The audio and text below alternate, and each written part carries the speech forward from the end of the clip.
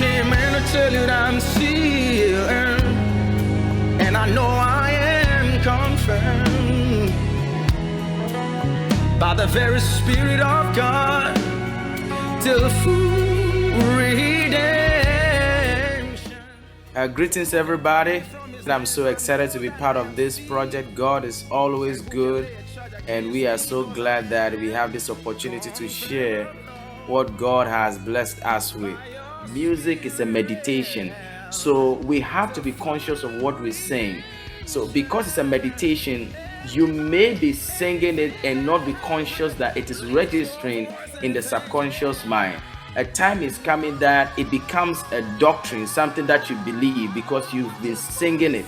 So if we can approach the songs that we sing now with a better understanding, every lyric is being examined, consciously chosen to be able to establish what you are putting out there, because 90% of Christians pick the things we do in church. So if that's the case, then it means that the songs they also learn, they learn them from the church. They pick them from the church. So if we praise and worship leaders, we are not conscious of that decision and become specific on the songs that we sing in church, we will be putting out there wrong messages or doctrines that does not have eternal values. Then after some time, it becomes difficult to correct. All of us will attest to this, that there are certain songs like secular songs that when we hear those songs, it generates some kind of a vibe inside of us. There are some songs when you hear them, you just want to jump. There are some songs when you hear them, you just want to fight. There are some songs when it plays on your emotion. We see those things, some like secular songs. You see some videos and suddenly your body starts responding differently to what you are watching. It's responding to what you have been watching. Just the music you have been listening to, it's propelling something. It's the same way this side also. It's very strong. We must be very, very conscious of what we do so that we can build effectively on what is happening. In fact, the pastor is the praise and worship leader. In fact, the pastor is the leader of the praise and worship team. The pastor must be the first leader. The pastor is the head of the praise and worship team. So when we are in the church, we have to be very attentive to listen to what the pastor is preaching. Then make sure that the message that he's preaching, we can be able to extract songs from his message. Pastor preached it, but we sing it. Pastor preached it, but we sing it. So by the time the pastor is done, by the time the people leave the service, they have a double emphasis experience. The message is being entrenched into their mind.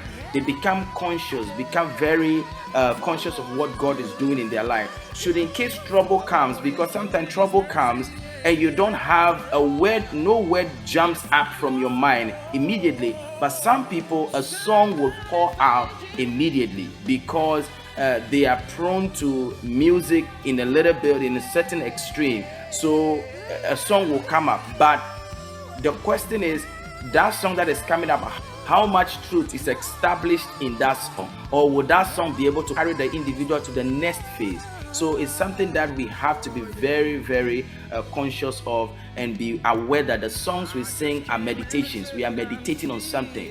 So we have to be conscious of it. So every lyric must be examined.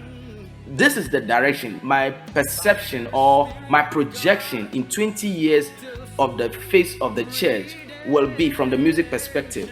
It will become imperative that every church may have to be writing their own music. So it's something that we have to be able to start developing now. The reason is simple.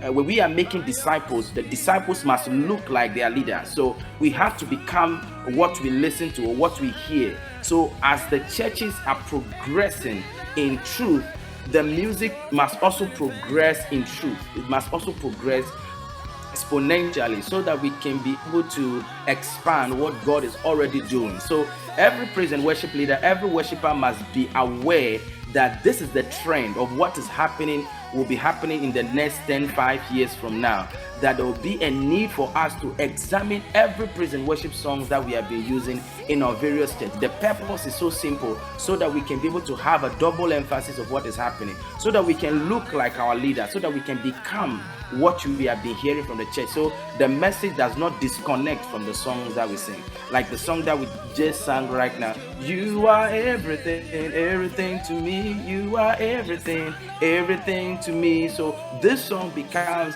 a message. Somebody can dwell on that song in a time of need, to be able to move through a particular phase of life. You know, He is our righteousness, He is our sanctification, He is our redemption, He is our justification. So these things becomes realities to us as we keep on singing them, meditating on them. We are getting to a point where we will have to be writing things from in-house, not just sing people's songs, which is very important. We'll be singing other songs, but also we have to start developing writing from in-house. And also, to one of the things I will encourage the musicians to do is we have to try and identify our place of giftings, our operational space, our dimension. Some people are gifted when it comes to arrangement. We must learn how to accept that area of their life and work with them. Some people are gifted writers. They can just write. It's just their calling. They are just gifted to write. They can write, and we have to be able to identify in which area are you gifted in, so that we can be able to work with one another. And the challenge is we are spread all over the church.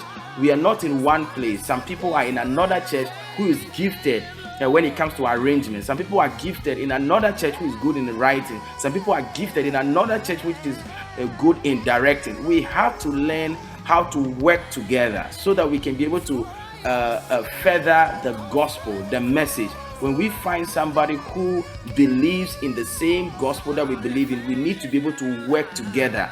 Don't do everything all by yourself. You are the same writer, you write.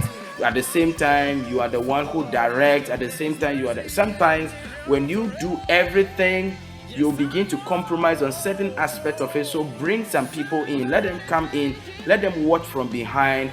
You write, let somebody review the lyric for you. You do arrangement, let somebody also listen to it and bring some input.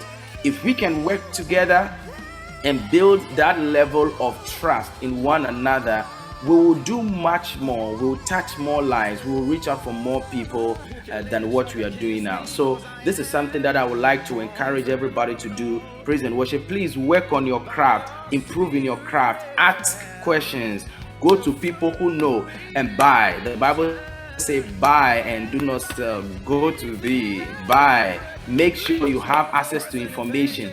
Find out what is happening. How is recording done? How can I improve my presentation in church? How can I improve my praise and worship?